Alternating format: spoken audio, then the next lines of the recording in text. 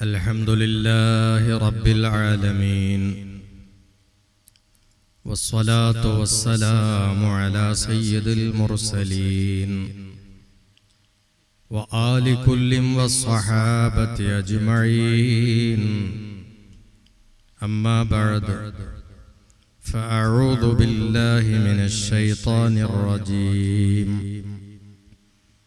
بسم الله الرحمن الرحيم إن الذين آمنوا وعملوا الصالحات كانت لهم جنات الفردوس نزلا خالدين فيها لا يبغون عنها حولا صدق الله العلي العظيم إن الله يحب المؤمن القوي أو كما قال سيدنا رسول الله صلى الله عليه وسلم.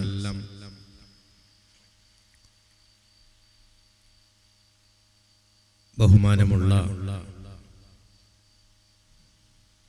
ഉസ്താദുമാർ,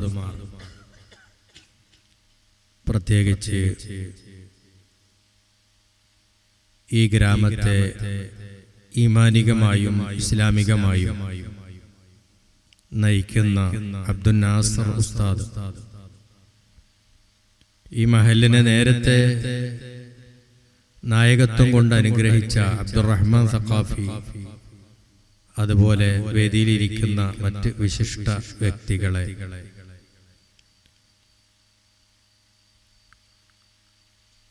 ഈ ഗ്രാമപ്രദേശത്തെ നല്ലവരായ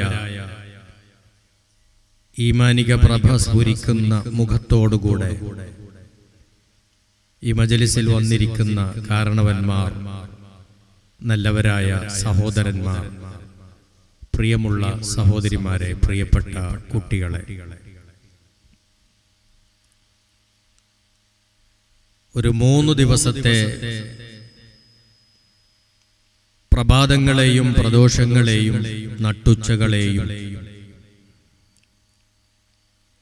അറിവുകൊണ്ടും പ്രകീർത്തനം കൊണ്ടും ഖുർആൻ പാരായണം കൊണ്ടും മദ്ഹ ആലാപനങ്ങളെ കൊണ്ടുമെല്ലാം ധന്യമാക്കി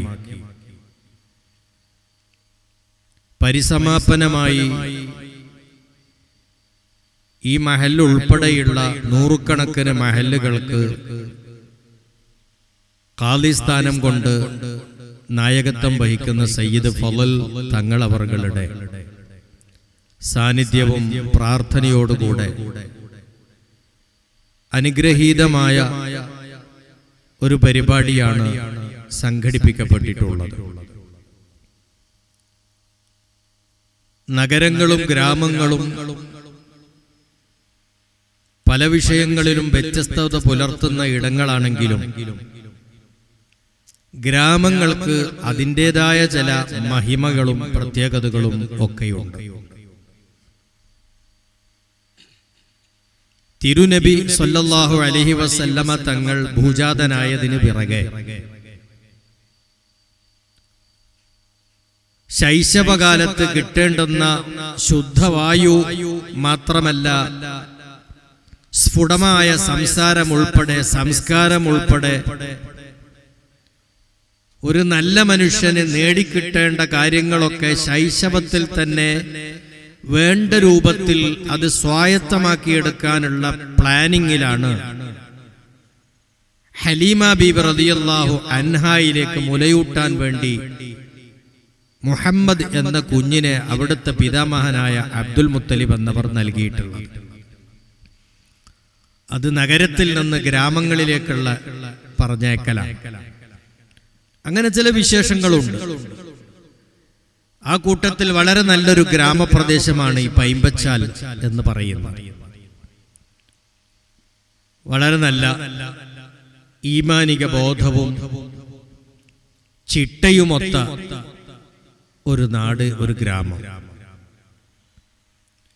അതിനെ നയിക്കാൻ നല്ല സംഘാടന മികവുള്ള ഒരു ഉസ്താദ്,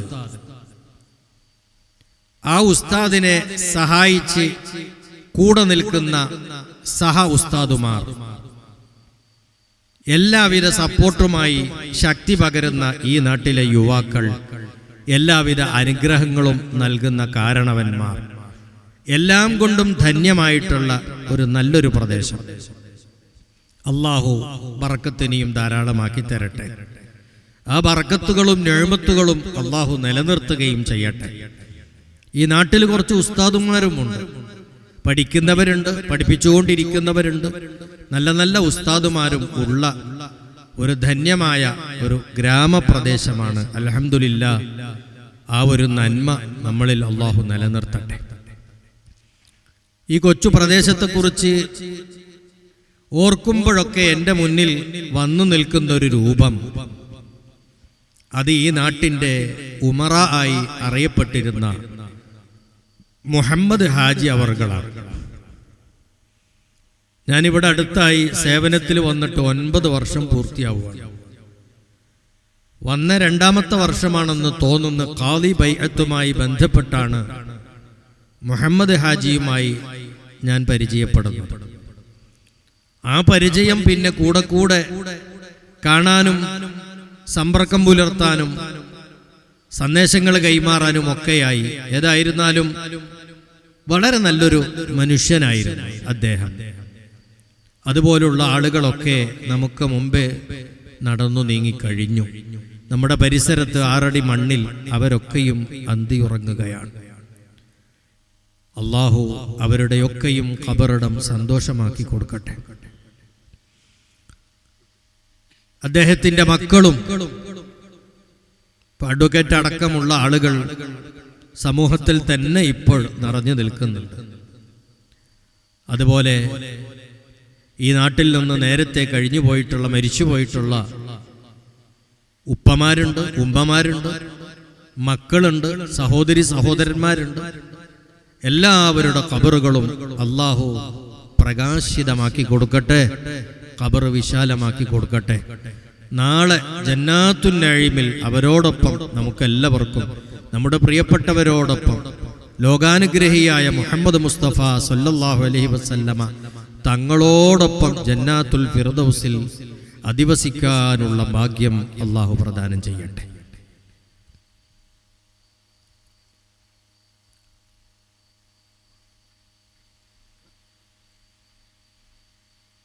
സുൽത്താനുൽ ഹിന്ദ് ഖാജ തങ്ങളുടെ പേരിൽ അവിടുത്തെ അനുസ്മരണയായിട്ടും അവിടുത്തെ മൗലിദ് പാരായണം നടത്തിയും എല്ലാം ധന്യമായിട്ടുള്ളൊരു പരിപാടിയാണ് ഇവിടെ ഈ സംഘടിപ്പിക്കപ്പെട്ടിട്ടുള്ളത്.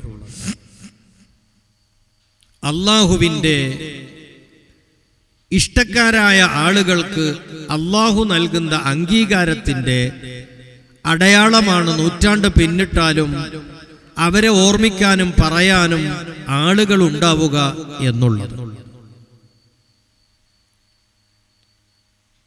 നമ്മുടെ ഇന്ത്യയിലെ മദീന എന്ന് വിശേഷിപ്പിക്കാൻ മാത്രം മതിയായ വിധത്തിൽ മുഹിബ്ബുകളുടെ സംഗമമാണ്. ഇന്നലെയും ഇന്നും ഈ കഴിഞ്ഞ ദിവസങ്ങളൊക്കെ ജനനിബിഡമാണ് അജ്മീർ. ആ മഹാനുഭാവന്റെ അനുസ്മരണയായി ഇന്ത്യയിൽ മറ്റെത്രയോ സ്ഥലങ്ങളിൽ ഇതുപോലുള്ള പരിപാടികൾ സംഘടിപ്പിക്കപ്പെട്ട് ഖാജ തങ്ങളെ അനുസ്മരിച്ചു കൊണ്ടിരിക്കുകയാണ്. ഇന്ത്യൻ മുസ്ലിമീങ്ങളെ സംബന്ധിച്ചിടത്തോളം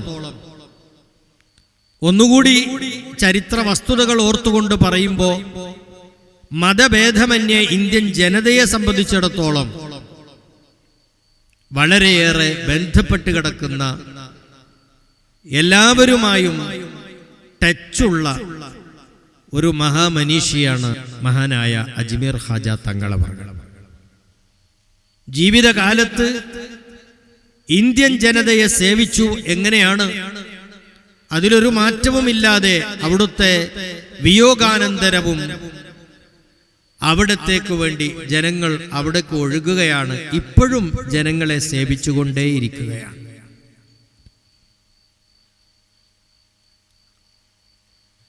ആ മഹാൻ ഉൾപ്പെടെയുള്ള അള്ളാഹുവിൻ്റെ ഔലിയാക്കൾ അവരുടെ ഒത്ത് കഴിയാൻ, അവരോടൊപ്പം ചേരാൻ പാവങ്ങളായ നമുക്കും അള്ളാഹു ഭാഗ്യം നൽകട്ടെ.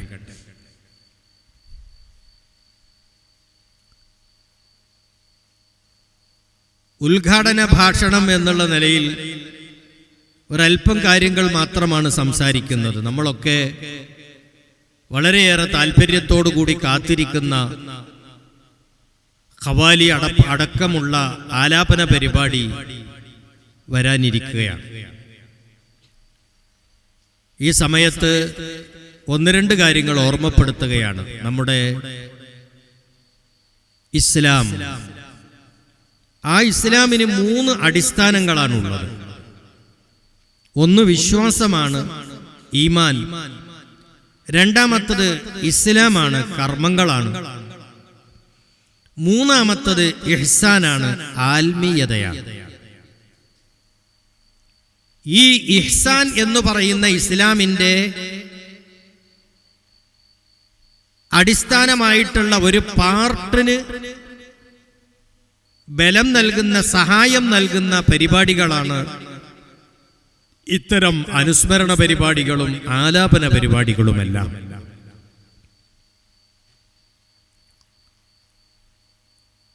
ഇന്നത്തെ കാലം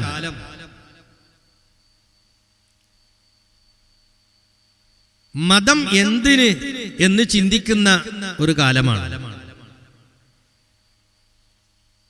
ഓരോരുത്തരും അവരവർ ചെറുപ്പം മുതൽ പഠിച്ചതൊന്നുമല്ല, അവന്റെ ചിന്തയിൽ ഉദിക്കുന്നത് എന്താണോ, അവന്റെ ആ യുക്തിക്ക് ഉൾക്കൊള്ളുന്നത് എന്താണോ, അതല്ലാത്തതിനെയെല്ലാം ചോദ്യം ചെയ്യുകയും നിരാകരിക്കുകയും ഒക്കെ ചെയ്യുന്ന ഒരു കാലഘട്ടമാണ്. മുസ്ലിമീങ്ങളിൽ പോലും ഇസ്ലാം എന്താണെന്ന് പഠിക്കുകയോ മനസ്സിലാക്കുകയോ ചെയ്യാതെ, ഇസ്ലാമിനോടുള്ള പ്രതിബദ്ധത തീരെ പുലർത്താതെ കേവലം നാമമാത്രമായി കഴിയുന്നു എന്നുള്ളൊരു സങ്കടം നമുക്കിന്ന് നമ്മുടെ മുമ്പിലുണ്ട്.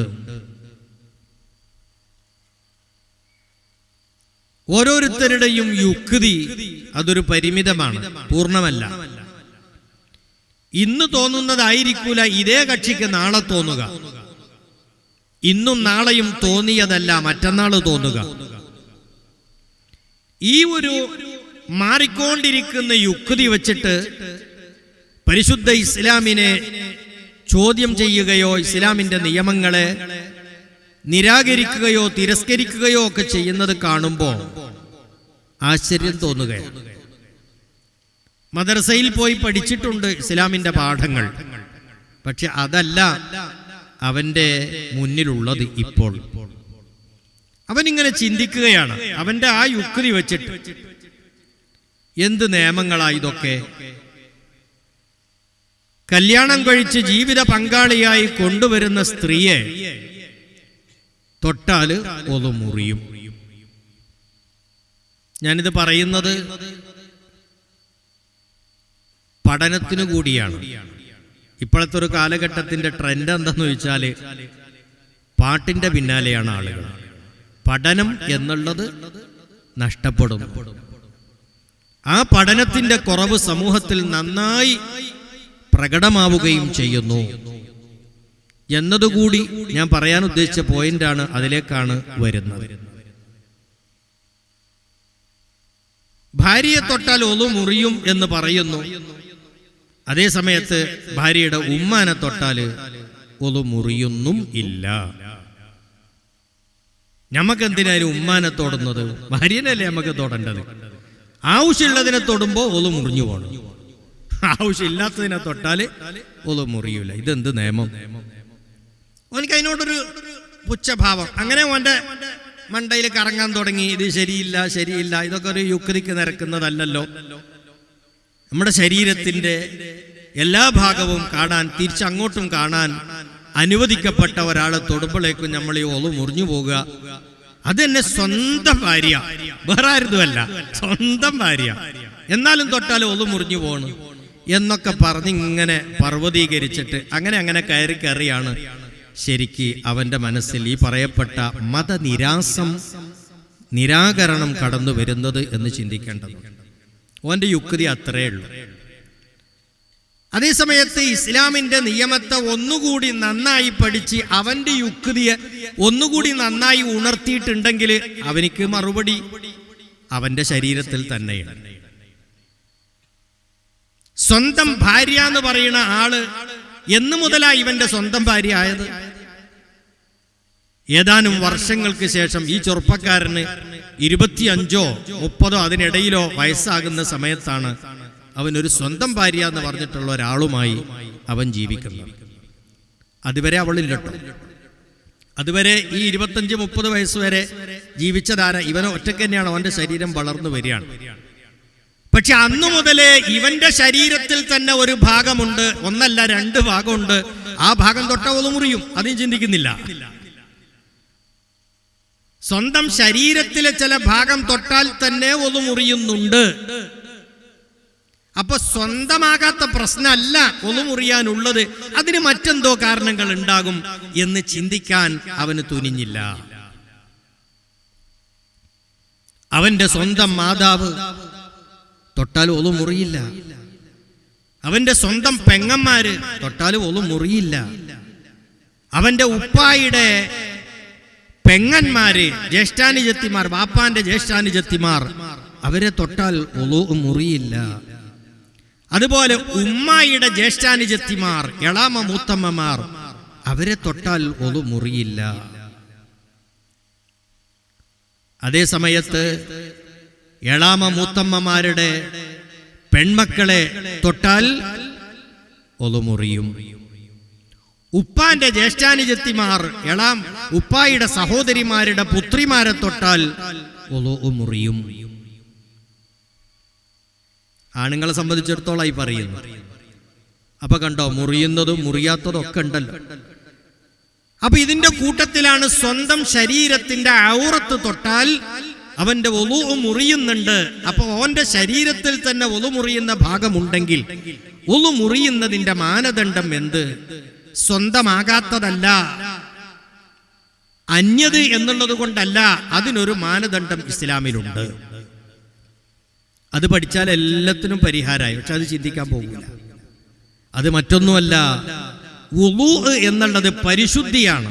നമ്മൾ അതുകൊണ്ട് ലക്ഷ്യം ശുദ്ധി. ആ ശുദ്ധി എന്തിനു വേണ്ടിയിട്ടാ? പരമാധികാരിയായ അള്ളാഹുവിന് മുമ്പിൽ സംഭാഷണം നടത്താൻ, അവന് വേണ്ടി ആരാധന നിർവഹിക്കാൻ ശുദ്ധിയോടുകൂടിയിട്ടാണ് നമ്മൾ പോകേണ്ടത്. ആ വിശുദ്ധിക്ക് വിരുദ്ധമാണ് വികാരം എന്ന് പറയുന്നത്.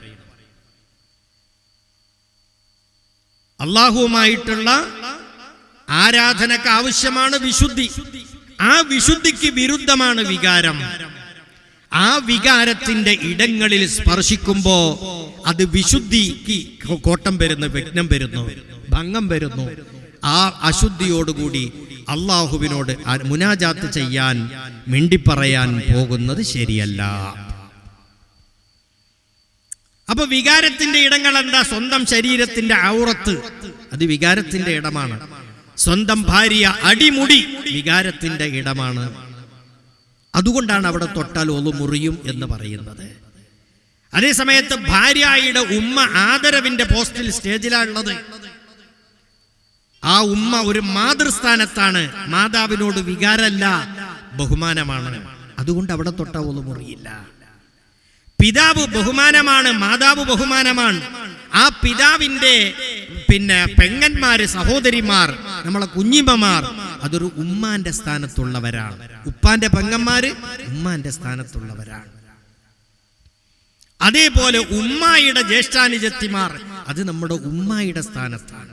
ആദരവിന്റെ പോസ്റ്റിൽ അവരൊക്കെ ഉള്ളത്. അതുകൊണ്ടാണ് അവിടങ്ങളിൽ ഒന്നും തൊട്ടാ ഒളു മുറിയാത്തത്. അതേസമയത്ത് അവരുടെ മക്കളിലേക്ക് ഇറങ്ങിയാലോ, വാപ്പായുടെ സഹോദരന്റെ മകളാണ്, അവരെ നമുക്ക് വിവാഹം കഴിക്കാം. ഉമ്മാന്റെ അനിയത്തിയുടെ മകളാണ്, അവരെ നമുക്ക് വിവാഹം കഴിക്കാം.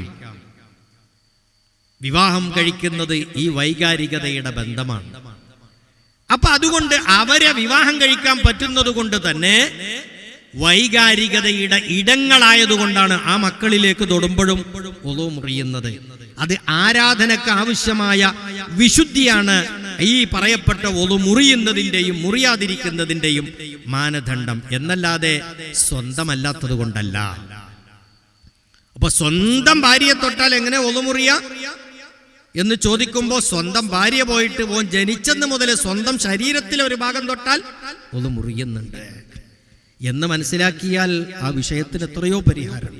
അപ്പൊ ഞാൻ പറയുന്നത്, ഇങ്ങനെ വേണ്ടതുപോലെ യുക്തി ഉപയോഗിക്കാത്തതിന്റെ പേരിൽ തന്റെ മുറിയൻ യുക്തി അനുസരിച്ച് വിശാലമായിട്ടുള്ള പരിശുദ്ധ ഇസ്ലാമിനെ വിശകലനം ചെയ്യുകയും അങ്ങനെ അതിനോടൊരു നിരാസം തോന്നുകയും അങ്ങനത്തെ ഒരു അവസ്ഥയിലേക്കാണ് പോകുന്നത്. എന്തിന്റെ കുഴപ്പം? അത് പഠനത്തിന്റെ കുഴപ്പമാണ്, പഠനമാണ്. എത്ര കാലമായി നമ്മളൊക്കെ മുസ്ലിമായി ജീവിക്കുന്നു, ആരാധനകൾ നിർവഹിക്കുന്നു, എത്രയായി ക്ലാസ്സുകൾ കേൾക്കുന്നു, എത്രയായി വയലുകൾ കേൾക്കുന്നു. ഇപ്പോഴും വീടുകളിൽ ചെന്നാൽ കാണാൻ കഴിയുന്ന അവസ്ഥ എന്താ? റമളാനിൽ ഫുള്ള് ക്ലാസ്, എന്നിട്ടും നമ്മുടെ ഉമ്മ പെങ്ങന്മാർക്ക് ഒരു നജസ് ശുദ്ധിയാക്കുന്നതിനെ കുറിച്ചിട്ടുള്ള പാഠം ഉണ്ടോന്ന് ചോദിച്ചാൽ ഇല്ല എന്ന് പറയുന്നു. തറയിൽ നജസായാൽ അത് മണ്ണിന്റെ തറയാണോ? അവിടെ നജസായാൽ അത് ശുദ്ധീകരിക്കുന്നതിന്റെ രീതി ഒന്ന് വേറെ. സിമന്റോ ടൈലോ ഇട്ടിട്ടുള്ള അങ്ങനെയുള്ള മിനുസമായ പ്രതലത്തിൽ തറയിലാണ് നജസായതെങ്കിൽ അതിനെ ശുദ്ധീകരിക്കുന്നതിന്റെ രീതി ഒന്ന് വേറെ. എത്ര പേർക്കറിയാം? മണ്ണിന്റെ തറയിൽ തന്നെ വീണിട്ടുള്ള നജസ് അത് ദ്രാവക രൂപത്തിലുള്ളതാണോ അതല്ല ഖര രൂപത്തിലുള്ളതാണോ? ദ്രാവക രൂപത്തിലുള്ളത് ഒരുപക്ഷെ മണ്ണ് കുടിച്ചിരിക്കും, വലിച്ചെടുക്കും, ആ മണ്ണത് കുടിച്ചിട്ടുണ്ടാവും. എന്നാൽ അവിടെ സ്ഥലം അപ്പോഴും നജസ് തന്നെയാണ്. അതിലേക്ക് വെള്ളം ഒഴിക്കണം, വെള്ളം പാറ്റലല്ല, വെള്ളം ഒഴിക്കണം. അപ്പോഴാണ് ആ സ്ഥലം ശുദ്ധിയാകുന്നത്. ഇനി കട്ടിയുള്ള കരവസ്തുവാണ് ഈ നജസ് ആ തറയിൽ ആയത് എങ്കിൽ ആ തടിയുള്ള സാധനത്തെ മുഴുവനും എടുത്ത് നീക്കണം. എന്നതിന്റെ ശേഷം അവിടെ വെള്ളം ഒഴിക്കണം. അപ്പോഴാണ് അവിടെ എന്താവുന്നത്? ശുദ്ധിയാകുന്നത്. പൊതുവെ സിമന്റും ടൈലൊക്കെ ഇട്ടിട്ടുള്ള മിനുസമായ തറയിലാണെങ്കിൽ മൂത്രമായാൽ പോലും അതങ്ങനെ അവിടെ ഉണ്ടാകും, വലിച്ചു കുടിക്കൂല. പിന്നെ അത് കാറ്റ് കിട്ടിയിട്ട് വേണം അതിങ്ങനെ ഡ്രൈ ആയി വരാൻ. ദ്രാവക വസ്തു ആണെങ്കിൽ തന്നെയുള്ള അവസ്ഥ അതാണ്. കരവസ്തുവാണെങ്കിൽ എന്തായാലും അവിടെ കട്ടിപിടിച്ച് കിടക്കും. അപ്പൊ രണ്ടാണെങ്കിലും ആ തറയിൽ നിന്ന് ഈ നജസായ വസ്തുവിനെ എടുത്തൊഴിവാക്കണം, അത് നീക്കം ചെയ്യണം. അതൊരുപക്ഷെ കടലാസ് കൊണ്ട് തുടച്ചെടുത്തിട്ടോ തുണി കൊണ്ടെടുത്തിട്ടോ ഒക്കെ അത് കളയണം. പക്ഷെ ചെയ്യുന്ന രീതി എന്താ? ഈ സാധനം നജസ് വല്ലതോടെ കാണുന്നുണ്ടെങ്കിൽ അത് തുടച്ചെടുത്ത് ഒഴിവാക്കും. പിന്നെ ഒരു അര ബക്കറ്റ് വെള്ളത്തിൽ ഒരു ചെറിയൊരു കഷ്ണം ചീളു തുണിയും അതെടുത്ത് വന്നിട്ട് ബക്കറ്റിൽ നിന്ന് മുക്കുക, ഇവിടെ ഒന്നായിട്ട് തേമ്പുക, വീണ്ടും ബക്കറ്റിൽ മുക്കുക, പിന്നെയും തുടക്കുക. സംഗതി യഥാർത്ഥത്തിൽ ഈ നജസ്, ഒരു സ്ഥലത്തുണ്ടായ നജസ് എല്ലായിടത്തിലേക്കും പരക്കുക. എന്നിട്ട് ഫാൻ അങ്ങിട്ട് ഉണങ്ങി നിസ്കരിച്ചോളി ഉസ്താദേ എന്നാ പറയാ. ഈ പ്രതലം മുഴുവനും നജസ. ഇപ്പോഴും നമ്മൾ കാണുന്ന അനുഭവമാണത്. അപ്പൊ പഠനം നമ്മൾ ശ്രദ്ധയോടുകൂടി പഠിക്കുകയും പഠിച്ചതനുസരിച്ച് പ്രവർത്തിക്കുകയും വേണം. അപ്പൊ ഒരിക്കലും ഈ ചീളു തുണി ബക്കറ്റിൽ നിന്ന് എടുത്തിട്ട് ഇവിടെ ഇട്ടിട്ട് തുടച്ച് പിന്നെ ആ ബക്കറ്റിലേക്ക് തന്നെ ഇടരുത്. നമ്മൾ വേണ്ടത് എന്താന്ന് ചോദിച്ചാൽ നജസായ പ്രതലത്തെ, സ്ഥലത്തെ ആദ്യം ഉണക്കണം. ആ കരവസ്തു അതിൽ നിന്ന് എടുത്ത് ഒഴിവാക്കണം. ദ്രാവകം അവിടുന്ന് പിന്നെ പോകണം. എന്നതിൻ്റെ ശേഷം അവിടെ വെള്ളം ഒഴിക്കണം. ഒഴിച്ചതിന്റെ ശേഷം പിന്നെ നിങ്ങൾ തുടക്കണം എന്ന് നിർബന്ധമില്ല. തുടച്ചാലും കുഴപ്പമില്ല, തുടച്ചിട്ടില്ലെങ്കിലും കുഴപ്പമില്ല. വെള്ളം ഒഴിക്കലോടുകൂടി ആ സ്ഥലം ശുദ്ധിയാവുള്ളൂ. ഇനി മറ്റൊരു ഉദാഹരണത്തിലേക്ക് വരാം. പ്രായമേറിയ ആളുകളുണ്ട്, എത്രയോ കാലമായി പഠിക്കുന്നു, പക്ഷെ ശ്രദ്ധ വരുന്നില്ല. നിസ്കരിക്കുമ്പോൾ പുരുഷൻ മുട്ടുപൊക്കിളിന്റെ ഇടയിലുള്ള സ്ഥലം പൂർണ്ണമായി മറച്ചിരിക്കണം. അത് റുക്കൂയിലേക്ക് പോകുമ്പോൾ ഔറത്തിന്റെ ഭാഗം മുട്ടുപൊക്കിളിന്റെ ഇടയിലുള്ള സ്ഥലം വെളിപ്പെട്ടാൽ അവന്റെ നിസ്കാരം സ്വീകാര്യമല്ല, ശരിയാവില്ല, നിസ്കാരം പൊളിയും. സുജൂദിലേക്ക് പോകാൻ രണ്ട് മുട്ടുകൾ കാലുകുത്തി കാൽമുട്ടുകൾ വെച്ചിട്ട് സുജൂദിലേക്ക് പോകുമ്പോഴാണ് മുണ്ടിന്റെ ഇടയിലുള്ള ഗ്യാപ്പിൽ അവന്റെ തുടയുടെ ഭാഗം പ്രത്യക്ഷപ്പെട്ടതെങ്കിൽ വെളിപ്പെട്ടതെങ്കിൽ അവന്റെ ഔറത്ത് വെളിവായി, നിസ്കാരം പൊളിഞ്ഞു. അപ്പൊ മുണ്ടുടുക്കുമ്പോ നന്നായി ശ്രദ്ധിച്ചിട്ടില്ലെങ്കിൽ നമ്മുടെ നിസ്കാരം ശരിയാവില്ല. പ്രായമുള്ള ആളുകളൊക്കെ മുണ്ടെടുക്കുന്ന കണ്ടിട്ടില്ലേ? ഈ രണ്ട് ഭാഗം ഇങ്ങോട്ട് കൂട്ടിപ്പിടിക്കും, എന്നിട്ട് രണ്ട് ഭാഗം ഇവിടെ ഒന്ന് കൂട്ടലി ഒരു തിരുകലാണ് സെൻട്രലിൽ തിരുകുമ്പോ മുന്നിലേക്ക് ഇങ്ങനെ എഴുന്നേറ്റ് നിന്നാ കുഴപ്പമില്ല, ഫുള്ളായിട്ട് മറഞ്ഞിട്ടുണ്ടാവും. അതേ സമയത്ത് ഒരു വശത്തുള്ള തുണിയുടെ ഭാഗം അപ്പുറമുള്ള വശത്തേക്ക് കയറി നിൽക്കാത്തത് കൊണ്ട് അവൻ സുജൂദിലേക്ക് പോകുമ്പോൾ രണ്ട് കാൽമുട്ട് കുത്തുമ്പോ ഇവന്റെ മുണ്ടുകൾ ഇങ്ങനെ അകന്നിട്ടുണ്ടാവും. ഈ ഗ്യാപ്പിന്റെ ഉള്ളിൽ കൂടി അവന്റെ ഔറത്ത് പ്രത്യക്ഷപ്പെടുന്നുണ്ട്. ഇനി നടക്കുമ്പോഴും കാണാം, കാല് ഉയർത്തി വെച്ച് നടക്കുമ്പോ ഒരു കാല് പൊന്തിക്കുമ്പോ ഈ തുണിയുടെ ഭാഗം അങ്ങോട്ട് പൊന്തും, ഫുള്ളായിട്ട് കാണും. ഔറത്ത് മറക്കുക എന്നുള്ളത് പുരുഷനെ സംബന്ധിച്ചിടത്തോളം നിസ്കാരത്തിൽ ഈ മുട്ടുപൊക്കളിന്റെ ഇടയിലുള്ള സ്ഥലം മറക്കല് നിസ്കരിക്കുമ്പോൾ മാത്രമല്ല, നിസ്കാരത്തിന് വെളിയിലും ഔറത്ത് മറക്കൽ നിർബന്ധമാണ്. ഔറത്ത് മറക്കാതിരുന്നാൽ കുറ്റകരമാണ്, ഹറാമാണ് അവൻ ചെയ്യുന്നത്. അപ്പൊ ചെറിയ ട്രൗസർ ഒന്നും ഇട്ടിട്ട് പന്ത് കളിക്കാന് എന്റെ പ്രിയപ്പെട്ട ചെറുപ്പക്കാര് പോകരുത്. മുട്ടിലും താഴെ ഇറങ്ങി നിൽക്കുന്ന ഡ്രസ് ഇട്ടിട്ട് പാൻറ് ഇട്ടിട്ട് കളിക്കാൻ പോകണം. കളിക്കാൻ പോകുന്നവര് കേട്ടോ, ഔറത്ത് മറക്കാതെയുള്ളത് നമുക്ക് പാടില്ല. നിസ്കാരത്തിലും വെളിയിലും ഔറത്ത് മറക്കൽ നിർബന്ധമാണ്. അപ്പൊ നടക്കുമ്പോൾ പോലും ഇങ്ങനെ വെളിവാകുന്ന കാണാൻ. ഇങ്ങനെ ഒരാള് എത്രയായി സുജൂദും അത്തഹിയാത്തിന് ഇരുന്നാലും കാണാം, തുണിയുടെ ഒരു ഭാഗം താഴ്ന്നു കിടക്കും, മറ്റേ തല പൊന്തിങ്ങനെ ഉണ്ടാവും. ആ ഭാഗത്തു കൂടി ഗ്യാപ്പുണ്ട്, ഔറത്ത് വെളിവാകും. അതിന് ഞാൻ കാണുന്നില്ലല്ലോ ഉസ്താദ് എന്ന് പറഞ്ഞിട്ട് കാര്യമില്ല, നിങ്ങൾ കാണുന്നില്ല, ഈ നിസ്കരിക്കുന്ന കക്ഷി കാണണമെന്നില്ല. ആ വെളിവായ സ്ഥലത്തു കൂടി ഒരാൾ നോക്കിയാൽ കാണുമോ എന്നാ പ്രശ്നമാണ്. നോക്കാൻ ആളുണ്ടാവണം എന്നല്ല, നോക്കിയാൽ കാണുമോ അവന്റെ നിസ്കാരം ബാത്തിലാണ്. എത്ര കാലമായി നമ്മൾ പഠിക്കുന്നു, ഇത് ശ്രദ്ധിക്കാനും ആരാധന എത്ര വർഷമായി നിർവഹിക്കുന്ന ഒരു നിസ്കാരം വേണ്ടതുപോലെ നിർവഹിക്കാൻ നമുക്ക് കഴിയുന്നില്ല. ഇനി ചില ആളുകൾക്കുണ്ട് ഒരു ഭക്തി പ്രകടമാക്കൽ, നിസ്കാരത്തിൽ ഭയങ്കര ഭക്തി കാണിക്കുന്ന പ്രകൃതമുണ്ട്. അതെന്താ, നിസ്കരിക്കാൻ വേണ്ടി കൈ കെട്ടുമ്പം തന്നെ അല്ലാഹു അക്ബർ, കൈ ഇങ്ങനെ പൊന്തുമ്പോ അവന്റെ തലയും കൂടി പൊന്തി ആകാശത്ത് നോക്കിയിട്ട് അള്ളാനെ നേരിട്ട് കണ്ടിട്ട് കെട്ടുകയാണെന്ന് തോന്നും. വാസ്തവത്തിൽ നിസ്കാരത്തിൽ കൈ ഉയർത്തുമ്പോ ഈ രണ്ട് കയ്യെ ഉയർത്താൻ നമുക്ക് അവിടെ ആവശ്യമുള്ളൂ. തല ഉയർത്താൻ പറഞ്ഞിട്ടില്ല, തല താഴ്ത്തിപ്പിടിക്കാനാണ് പറഞ്ഞിട്ടുള്ളത്. ഈ തല കൂടി പൊന്തുമ്പോ രണ്ട് കൈയും ഈ തലയും കൂടി മൂന്നനക്കം, വലിയ അനക്കം വരും. അതുകൊണ്ട് നിസ്കാരം ബാത്തിലായി പോകും. അപ്പൊ നിസ്കാരത്തിൽ പ്രവേശിക്കുമ്പോൾ തന്നെ നിസ്കാരം പൊളിഞ്ഞു പോകും എന്ന് നമ്മുടെ ഇമാമുമാർ ഗ്രന്ഥങ്ങളിൽ രേഖപ്പെടുത്തിയിട്ടുണ്ട്. നിസ്കാരത്തിനകത്ത് മേൽപോട്ട് നോക്കുന്നത് പാടില്ല എന്നാണ് നിയമം. നിസ്കാരത്തിൽ മേൽപോട്ട് നോക്കല് പാടില്ല. മേൽപോട്ട് നമ്മൾ നോക്കുന്നത് എപ്പോഴാ? മേൽപോട്ട് നോക്കിയിട്ട് പ്രാർത്ഥിക്കേണ്ട ഒരു പ്രാർത്ഥനയുണ്ട് ഇസ്ലാമിൽ. അതെപ്പോഴാ? വുളൂ എടുത്തതിന്റെ ശേഷം ചൊല്ലുന്ന ഒരു ദിക്റുണ്ട്, അതിപവിത്രമായ ദിക്റ്. ഒരു കാലത്തും പൊളിഞ്ഞു പോകാത്ത അമല്, ആഖിറത്തിലേക്കുള്ള നിക്ഷേപം, നാളെ നന്മ തിന്മ തൂക്കുന്ന തുലാസിലേക്ക്, നന്മയുടെ തട്ടിലേക്ക് അപ്പ കെട്ടുപൊട്ടിച്ചിട്ട് ഇടുന്ന കർമ്മങ്ങൾ, അതിൽ പെട്ടതാണ് വുളൂഇന്റെ ശേഷമുള്ള പ്രാർത്ഥന. അഷ്ഹദു അല്ലാ ഇലാഹ ഇല്ലല്ലാഹ് വഹ്ദഹു ലാ ശരീക ലഹു വഅഷ്ഹദു അന്ന മുഹമ്മദൻ അബ്ദുഹു വറസൂലുഹു അല്ലാഹുമ്മ ജഅൽനി മിനൽ തവ്വാബീന വജഅൽനി മിനൽ മുതതഖിരീൻ. ഈ പ്രാർത്ഥന നടത്തുമ്പോഴാണ് രണ്ട് കൈയും ഇങ്ങനെ മേൽപോട്ട് ഉയർത്തേണ്ടത്. കണ്ണ് മേൽപോട്ട് ഇങ്ങനെ ഉയർത്തണം, അപ്പോഴാണ് കണ്ണ് മേലോട്ട് നോക്കുന്നത്. നിസ്കാരത്തിൽ മേലോട്ട് നോക്കാൻ പാടില്ല എന്നല്ല, നിങ്ങളുടെ കണ്ണെന്നെ ഒറ്റയെടുക്കപ്പെട്ടു പോകും എന്ന് നബിയുനാ റസൂലുള്ളാഹി സ്വല്ലല്ലാഹു അലൈഹി വസല്ലമ തങ്ങൾ നമ്മളെ ഭയപ്പെടുത്തി അറിയിച്ചിട്ടുണ്ട്. പക്ഷെ ചില ആളുകൾ ഈ മസാല പറഞ്ഞു കൊടുക്കണ ഒരാളെ തന്നെ കണ്ടിന് ഞാൻ ഇന്നാളൊരു നിസ്കരിക്കുമ്പോൾ മേലോട്ട് നോക്കിയിട്ട് കൈകെട്ടുന്ന നിസ്കാരത്തിൻ്റെ ഇടക്കിടക്ക് മേലോട്ട് നോക്കണം. ഇയാളേറ്റം പടച്ചോൻ പ്രത്യേകം വന്നിട്ട് നോക്കുമ്പോലുണ്ട് അയാളെ കാട്ടൽ. എത്ര കാലായി നിസ്കരിക്കുന്നു, എത്ര കാലായി നിസ്കാരം പഠിപ്പിച്ചു കൊടുക്കണം എന്നിട്ട് കാണുന്ന രീതിയാണ്.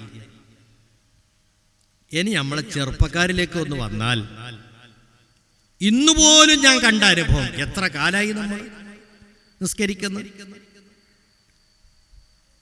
അല്ലാഹു അക്ബർ കൈകെട്ടി നിസ്കരിക്കുന്നു, മേലോട്ട് നോക്കേണ്ട പ്രശ്നമൊന്നുമില്ല. പക്ഷേ റുക്കൂയിൽ പോയി എഴുന്നേൽക്കുമ്പോഴേക്കും തകരാറ്. എന്താ? മൂപ്പരുടെ ടീഷർട്ട് വലിച്ച് വലിച്ച് അവിടെയും വലിച്ച് ഇവിടെയും വലിച്ച് മുന്നുക്ക് വലിച്ച് ബാക്കോട്ട് വലിച്ച് ഈ വലി തീരും മുമ്പേ സുജൂദിലേക്ക് പോയി. അപ്പൊ ഒന്നും കൂടി നല്ലോണം വലിഞ്ഞു. പിന്നെ എഴുന്നേറ്റിരുന്നിട്ട് പിന്നെയും വലിച്ച് അങ്ങോട്ട് വലിച്ച് ഇങ്ങോട്ട് വലിച്ച്. ഇതന്നെ നിസ്കാരത്തിൽ കുപ്പായം വലിക്കാനല്ലാതെ നേരമില്ല. എന്താണ് അവിടെ മിസ്റ്റേക്ക്? എന്താ പ്രശ്നം? നിസ്കാരത്തിൽ 14 ഫർളുകളുണ്ട്. അതിലൊരു ഫർള് എന്താ? നിസ്കാരത്തിൽ അടക്കം പാലിക്കുക എന്നുള്ളതാണ്. നിസ്കാരത്തിന് വേണ്ടിയിട്ടുള്ള ചലനമല്ലാതെ അവയവങ്ങൾ വേറുള്ള കാര്യത്തിന് വേണ്ടി ചലിക്കാതിരിക്കുക, ഇളകാതിരിക്കുക എന്നതാണത്. തുമഇനീനത്ത്. കുട്ടികളൊക്കെ മദ്രസയിൽ നിസ്കാരത്തിന്റെ ഫർള് പഠിക്കുന്ന സമയത്ത് പഠിക്കുന്നതാണ് തുമഇനീനത്ത്. അടങ്ങി താമസിക്കുക എന്നതിന് മലയാളത്തിൽ പറഞ്ഞു. അപ്പൊ ഒരിക്കലും സമി അല്ലാഹു ലിമൻ ഹമിദക്ക് കൈ ഉയർത്തി താഴ്ത്തി കഴിഞ്ഞാൽ കൈ ഇളകിയല്ലോ. ഇനി ഈ കൈ ഇളകരുത്, ഇളകാതെ നിൽക്കണം. എന്നിട്ട് സുജൂദിൽ പോയാലേ ഓന്റെ നിസ്കാരം ശരിയാകുള്ളൂ. അതിന് പകരം ഇതിങ്ങനെ വലിച്ചുകൊണ്ടെന്നാലോ കൈ ഇളകിക്കൊണ്ടേയിരുന്നു. അവന്റെ നിസ്കാരത്തിൽ ഒരു ഫർളിന്റെ കുറവ് വന്ന് ഒരു ഫർള് പോയാൽ ആ റക്അത്ത് പോയി. റക്അത്ത് പോയാൽ നിസ്കാരം പോയി. നിസ്കാരം പോയാൽ ആഖിറം പോയി. കണ്ടോ? ഇനി സുജൂദിൽ പോയി ഇരുന്നു. അപ്പോഴും സുജൂദിൽ നിന്ന് എഴുന്നേറ്റ് ഇരുന്നിട്ട് ഒന്ന് അടങ്ങാൻ നേരമില്ല. എഴുന്നേറ്റ് ഇരിക്കുമ്പോഴേക്കും അടുത്ത സുജൂദിലേക്കാണ് പോകുന്നത്. ഈ സുജൂദിന്റെ ഇടയിൽ ഇരുത്തത്തിലൊന്നും കാര്യമായിട്ടൊന്നും ചൊല്ലാനില്ല എന്നൊരു ധാരണയാണ് പലരുടെയും. നിസ്കാരം കണ്ടാൽ തോന്നിപ്പോവുക. വാസ്തവത്തിൽ 7 കാര്യങ്ങൾ നമ്മൾ അള്ളാഹുവിനോട് ചോദിക്കുന്നുണ്ട് ആ ഇരുത്തത്തിലെ പ്രാർത്ഥനയിൽ. 7 കാര്യങ്ങൾ അള്ളാഹിനോട് ചോദിക്കുന്നുണ്ട് നമ്മൾ ആ ഇരുത്തത്തിൽ. അതും ചില്ലറ കാര്യങ്ങളൊന്നുമല്ല. അതിന്റെ അർത്ഥം അറിഞ്ഞാൽ ഒരുപാട് വട്ടം ചൊല്ലണം തോന്നിപ്പോകും. അത്രയും ശ്രേഷ്ഠതയുള്ള ബഹുമാനമുള്ള ദിക്ർ. റബ്ബിഗ്ഫിർലി വർഹംനി വജ്ബുർനി വർസുഖ്നി വഹ്ദിനി വആഫിനി. റബ്ബിഗ്ഫിർലി വർഹംനി വജ്ബുർനി വർസുഖ്നി വഹ്ദിനി വർഫഅനി. വർഫഅനി ഉണ്ട്. വർഫഅനി വആഫിനി. 7 കാര്യങ്ങൾ ചോദിക്കുന്നുണ്ട്. പടച്ചോനെ, നീ എനിക്ക് പുറത്തു തരണം അല്ലാഹ്. വർഹംനി, നീ എനിക്ക് കാരുണ്യം ചെയ്തു തരണം അല്ലാഹ്. വജ്ബുർനി, എന്റെ പ്രശ്നങ്ങളൊക്കെ പരിഹരിക്കണം അല്ലാഹ്. വർസുഖ്നി, എന്റെ ഈ ഭൗതിക സൗകര്യങ്ങളുണ്ട്. റിസ്ക് എന്ന് പറഞ്ഞാല് നമുക്ക് കഴിക്കാനുള്ള ആഹാരം, രോഗത്തിന് കഴിക്കുന്ന മരുന്ന്, അതുപോലെ നമ്മുടെ വീട് സൗകര്യങ്ങൾ, ദുനിയാവിന്റെ നമുക്ക് ജീവിതത്തിന് ആവശ്യമായ സൗകര്യങ്ങൾ. അൽഹംദുലില്ലാഹ്, മദ്ഹ് കീർത്തനത്തിന്റെ ഖവാലിയുടെ ആളുകളൊക്കെ ഉസ്താദുമാരും ബന്ധപ്പെട്ടവരൊക്കെ കയറി വരുന്നുണ്ട്. സന്തോഷമുണ്ട്. അള്ളാഹു ബറക്കത്ത് ചെയ്യട്ടെ. അജ്മീർ ഖാജ തങ്ങളെ അടികിൽ പോയാൽ വല്ലാതെ കൂടുതൽ വിശ്വാസികളെ ആനന്ദിപ്പിക്കുന്ന, ധന്യമാക്കുന്നത് അവിടുത്തെ ഖവാലിയാണ്. പിന്നെ ഈ താളമേളങ്ങളും വാദ്യ ഉപകരണങ്ങളും ഉപയോഗിക്കുന്നതിൽ ഷാഫിഈ മദ്ഹബിലും മറ്റു മദ്ഹബിലും ഒക്കെ ചെറിയ മസാല വ്യത്യാസമുണ്ട്. അവർക്കിപ്പോൾ ഹാർമോണിയൊക്കെ വായിക്കണ കാണും. നമുക്കതൊന്നും ഇവിടെ അങ്ങനെ പാടില്ല. ഷാഫിഈ മദ്ഹബിൽ പാടില്ലാത്ത ചിലത് മറ്റു മദ്ഹബിൽ പാടുള്ളത് ഇളവുകളുണ്ട് എന്ന് മനസ്സിലാക്കണം, അല്ലെ തെറ്റിദ്ധാരണ വരികയും ചെയ്യും. അപ്പോ പറഞ്ഞു വന്നത് 7 കാര്യങ്ങളാണ് ആ ഇരുത്തത്തിൽ ചോദിക്കുന്നത്. വർസുഖ്നി, എന്റെ റിസ്ക് നീ വിശാലമാക്കി തരണം. വർഫഅനി, എന്നെ നീ ഉയർത്തണം പടച്ചോനെ. ആത്മീയമായും ഭൗതികമായും എന്നെ നീ ഉയർത്തണം, താഴ്ത്തല്ല. വഹ്ദിനി, എന്നെ നീ നേർവഴിക്ക് നയിക്കണം പടച്ചോനെ, വഴി തെറ്റിപ്പോകാതെ നയിക്കണം. വആഫിനി, എനിക്ക് നീ ആഫിയത്ത് തരണം പടച്ചോനെ, ശരീരത്തിന് സുഖം തരണം, മനസ്സിന് സുഖം തരണം. ഈ എത്ര അർത്ഥവത്തായ പ്രാർത്ഥനയാണ് ഈ ഇരുത്തത്തിൽ നടത്തുന്നത്. പക്ഷെ ആർക്കും സമയമല്ല. ഇനിയിപ്പോ റമദാൻ വരുന്നുണ്ടല്ലോ, നിക്കാരത്തിന്റെ മാസം. നമുക്ക് തോന്നുന്നുണ്ടാവും എത്രയോ നിസ്കരിച്ചത്. റമദാനിൽ തറാവീഹ് മുഴുവനും നിസ്കരിച്ച്, പിത്റും നിസ്കരിച്ച്, ഭയങ്കര കൊശി തന്നെ. പക്ഷെ ഈറ്റാക്കൂട്ട് നിസ്കാരാണ്. ഒന്നും ചൊല്ലാൻ നേരല്ല, ഒന്നും പറയാൻ നേരല്ല, കുനിയാൻ നേരല്ല, അപ്പോഴേക്കും നിവരാൻ നേരല്ല, അപ്പോഴേക്കും കുമ്പിടാൻ നേരല്ല, അപ്പോഴേക്കും ഇരിക്കാൻ സമയമല്ല, അപ്പോഴേക്കും രണ്ടാമത്തേന് പോകണം. ഇങ്ങനെയുള്ള തത്രപ്പാടില് ധൃതിയിലുള്ള നിസ്കാരം, ഇതുകൊണ്ട് എന്ത് കാര്യം എൻ്റെ പ്രിയപ്പെട്ടവരെ? അപ്പൊ അതുകൊണ്ട് ഈ കൈയടക്കം വരുന്നത് എന്തുകൊണ്ടാന്ന് ചോദിച്ചാൽ, ഈ ഷോർട്ടായിട്ടുള്ള ഷർട്ട് ധരിക്കുന്നത് കൊണ്ടാണ് ഇതിങ്ങനെ വലിച്ചു നീട്ടേണ്ടി വരുന്നത്. അപ്പൊ എല്ലാ ചെറുപ്പക്കാരും ഒന്ന് ശ്രദ്ധിക്കുക, ടീഷർട്ടോ ഷർട്ടോ ഏതാണോ നിങ്ങളുടെ ശരീരത്തിന് മാച്ചാകുന്നത്, നിങ്ങളുടെ ശരീരത്തിന് ഭംഗി തോന്നുന്നത്, അത് നിങ്ങൾക്ക് ധരിക്കാം. പക്ഷെ അത് കുറച്ച് നിസ്കരിക്കുന്ന ആളുകളായതുകൊണ്ട് നിസ്കാരത്തിന് തകരാറ് വരുന്ന ഒരു രൂപം നമ്മൾ സ്വീകരിക്കരുത്. അപ്പൊ അതിന് കുറച്ച് ഇറക്കമുള്ള കുപ്പായം ധരിക്കണം, ടീഷർട്ട് ധരിക്കണം. ഒരു കാര്യം കൂടി അതിൽ ഓർമ്മപ്പെടുത്താൻ കൂട്ടിച്ചേർക്കാനുള്ളത്, ടീഷർട്ട് വാങ്ങുമ്പോഴും നല്ല കമ്പനി സാധനങ്ങൾ വാങ്ങണം. അതോടൊപ്പം കമ്പനിയുടെ ചില എംബ്ലം, ചിഹ്നം, അത് ചില മനുഷ്യന്റെ പ്രതിമ, രൂപം കൊത്തിവെച്ചത്, മൃഗങ്ങളുടെ പ്രതിമകൾ കൊത്തിവെച്ചത്, നൂലിൽ തുണി ചെയ്തു വെച്ചത്, അങ്ങനെയുള്ളത് നമ്മൾ വാങ്ങി ഉപയോഗിക്കരുത്. കാരണം നിസ്കരിക്കുന്നയാളുടെ വസ്ത്രത്തിൽ നിന്ന് മാത്രമല്ല, നമ്മൾ ധരിച്ച വസ്ത്രത്തിനകത്ത് ഈ തകരാറ്, ഈ പ്രതിമകളുടെ, ജീവുള്ള വസ്തുക്കളുടെ ഫോട്ടോയോ അത് നൂലുകൊണ്ട് തുന്നിയതോ മറ്റൊന്നും ഉണ്ടാകുന്നത് പാടില്ല, നിഷിദ്ധമാണ്. അപ്പൊ ഏതെങ്കിലും ചില കമ്പനീൻ്റെത് കാണാൻ മാത്രം, ചിലപ്പോൾ നെഞ്ചത് ഹൃദയത്തിന്റെ നേരെ ആ ഭാഗത്തായിരിക്കും ഓന്റെ കമ്പനിയുടെ പരസ്യം. കുതിരപ്പുറത്ത് ആള് വാളും കൊണ്ട് വെട്ടം പോണ രൂപമൊക്കെ വലിയത്. അങ്ങനത്തെ ഒന്നും നമ്മൾ വാങ്ങാതെ നിസ്കാരത്തിന് തകരാറ് വരാത്ത വിധത്തിലുള്ള വസ്ത്രം വാങ്ങണം. അതുപോലെ ഇറക്കമുള്ള ഷർട്ടോ ടീഷർട്ടോ ഒക്കെ ധരിക്കണം. അതേപോലെ പാൻറ്, ഇപ്പോൾ പല സ്ഥലത്തും അവിടെ ഇവിടെയൊക്കെ കീറിയ പാൻറ്റാണ് ഇപ്പോഴത്തെ ഫാഷനായിട്ട് വന്നിട്ടുണ്ടായിരുന്നത്. ഇപ്പോൾ അത് മാറിയോന്നറിയില്ല. പക്ഷേ മിനിഞ്ഞാന്ന് വരെ വളരെ ഭക്തിയോടുകൂടി ഒരു ചെറുപ്പക്കാരൻ വന്നിട്ട് പള്ളിയിൽ ഈശ നിസ്കാരത്തിന്റെ മുമ്പ് നടക്കണ ഹദ്ദാദിൽ വന്നിരിക്കുമ്പോൾ മുട്ട് വളച്ചിരിക്കണമല്ലോ. മുട്ട് വളച്ചിരിക്കുമ്പോഴേക്കും ഇവന്റെ കീറിയ ഭാഗം ഒന്നായിട്ട് അങ്ങോട്ട് തുറന്നു മാത്രമല്ല. അപ്പൊ ഞാനിങ്ങനെ എൻ്റെ കണ്ണ് അവന്റെ അതിൽ ശ്രദ്ധ പോയി കണ്ടപ്പോൾ വേഗം കൈപ്പത്തി കൊണ്ട് അവിടെ അടച്ചു വെച്ചു. കൈ കൊണ്ട് അവിടെ അടച്ചു വെച്ചു. ഈ അടച്ചു വെച്ചോണ്ട് കാര്യമുണ്ടോ? ഔറത്ത് വെളിവായത് തന്നെയല്ലേ. നിസ്കരിക്കുമ്പോൾ പിന്നെ എന്ത് ചെയ്യും? ഇങ്ങനെ പിടിച്ചുകൊണ്ട് നിസ്കരിക്കാൻ പറ്റുമോ? അങ്ങനെ അവരെ ഹദ്ദാദിന്റെ ഇടയിൽ തന്നെ കണ്ണുകൊണ്ട് ആംഗ്യം കാണിച്ച്, അത് ശരിയല്ല, പോയിട്ട് പാൻറ് മാറ്റി ഇട്ടിട്ട് വന്നു പറഞ്ഞ് പോയിട്ട് മാറ്റി. ഇപ്പോഴും ഉണ്ട് ഇതൊന്നും. എന്താ അവിടെ പ്രശ്നം എന്താന്ന് വെച്ചാൽ, പാട്ടിന് ആളുകളുണ്ട്, പഠനത്തിന് ആളുകളില്ല. പഠനം ഉൾക്കൊണ്ട് പഠിക്കാനുള്ള ആളുകളില്ല. അപ്പൊ തീർച്ചയായിട്ടും നമ്മൾ നന്നായി പഠിക്കണം. ഓരോ സമയത്തും പഠിച്ചുകൊണ്ടേ ഇരിക്കണം. ആ പഠിച്ചതനുസരിച്ച് നമ്മുടെ ജീവിതത്തിൽ പകർത്തുകയും വേണം. ഒരു സുന്നത്ത് പോലും നഷ്ടപ്പെടാതെ. എന്തിനേറെ വുളൂ ചെയ്യുന്ന സമയത്ത് കാല് കഴുകുമ്പോൾ എല്ലാ കാൽവിരലുകൾക്ക് ഇടയിലൂടെയും തൻ്റെ കൈവിരൽ ചലിപ്പിച്ചുകൊണ്ട് ആ ഇടയിൽ വരെ തിക്കകറ്റി വെള്ളം എത്തിക്കുന്നതിൽ ശ്രദ്ധ കാണിച്ച് ആ സുന്നത്ത് പോലും നഷ്ടപ്പെടുത്താതെ ജീവിച്ച മഹാന്മാരാണ് ഉയർന്നത് അത്യുന്നതിയിലേക്ക് ആത്മീയമായി. ബഹുമാനപ്പെട്ട ഖാജാ തങ്ങൾ പോലെയുള്ള മഹാന്മാർ. ചരിത്രം പറയാനേറെയുണ്ട്. നമ്മുടെ സമയം അതിക്രമിച്ചിട്ടുണ്ട്. ഇത്രയും പറഞ്ഞത് തന്നെ ധാരാളം നമുക്ക് പഠിക്കാനുണ്ട്. അപ്പോൾ കുറച്ച് സമയത്ത് ചില കാര്യങ്ങൾ പഠനം എന്നുള്ള നിലക്ക് നിങ്ങളുടെ ശ്രദ്ധയിൽപ്പെടുത്തിയതാണ്. അൽഹംദുലില്ലാ, രാവിലെ ഖാജാ തങ്ങളുടെ മൗലൂദോതി, ഉച്ചക്ക് ഖുർആൻ ഖത്മ് ചെയ്തു മുതഅല്ലിമീങ്ങളും ഇവിടെയുള്ള ഉസ്താദുമാരും എല്ലാവരും ചേർന്ന് വളരെ നല്ലൊരു പുണ്യകർമ്മമാണ്. പരിശുദ്ധ ഖുർആൻ ഓതുകയും ഓതുന്നതിലേക്ക് ആളുകളെ പ്രേരിപ്പിക്കുകയും ചെയ്യുക. ഇന്നിതാ പഠനത്തിൻ്റെ വഴല്, അത് കഴിഞ്ഞ് നമ്മുടെ മദ്ഹ് കീർത്തനങ്ങൾ, നാളെയും ഇൻഷാ അല്ലാഹ് നല്ല വഴലും പരിപാടികളും അതുപോലെ തന്നെ മറ്റന്നാളും ഒക്കെയായി ഗംഭീരമായി നടക്കുന്നുണ്ട്. എല്ലാ കാര്യങ്ങൾക്കും നല്ല സഹകരണയും ഒത്താശയും ഒത്തൊരുമയുമുള്ള നല്ലൊരു ഗ്രാമമാണ്. അല്ലാഹുവേ, ഈ ഗ്രാമത്തിൽ നീ ബറക്കത്ത് ചെയ്യണം റഹ്മാനെ.